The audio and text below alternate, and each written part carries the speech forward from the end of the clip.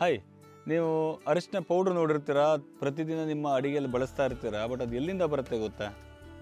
ಬನ್ನಿ ತೋರಿಸ್ತೀನಿ ಇವತ್ತು. ಸೊ ನಾವೀಗ ಅರಿಶಿನ ಕಿತ್ತು ತೆಗೆದ್ವಿ. ಸೊ ಅರಿಶಿನ ಈ ಥರ ಇರುತ್ತೆ. ಸೊ ಇದು ಗೆಡ್ಡೆ, ಹಸಿ ಕೊಂಬು. ನಾವೇನು ಮಾಡ್ತೀವಿ ಅಂತಂದರೆ ಈ ಕೊಂಬನ್ನು ಹೆಚ್ಚಿ ಇದರಿಂದ ನಾವು ತಂಬುಳಿ ಪ್ರಿಪೇರ್ ಮಾಡ್ತೀವಿ. ಯಾವುದೇ ಥರ ಪ್ರೊಸೆಸ್ ಮಾಡಲ್ಲ, ಇನ್ನೇನು ಆಗಲ್ಲ. ನೀವು ನೋಡ್ತಾ ಇದ್ದೀರಾ, ಇದು ನೋಡಿ, ಇದು ಫ್ರೆಶ್ ಅರಿಶಿನ. ಸೊ ಅರಿಶಿನ ಬಂದ್ಬಿಟ್ಟು ಆ್ಯಂಟಿಬಯೋಟಿಕ್ ಕೂಡ.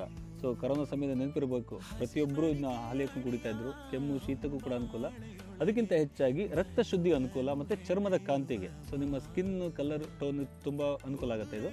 ಆಮೇಲೆ ಇದನ್ನ ಫೇಸಿಗೆ ಕೂಡ ಅಪ್ಲೈ ಮಾಡ್ಬೋದು. ಆ ಥರ ಅರಿಶಿನ, ಇದರಿಂದ ನಾವು ತಂಬುಳಿ ಮಾಡ್ತೇವೆ. ಬನ್ನಿ ತೋರಿಸ್ತೀನಿ.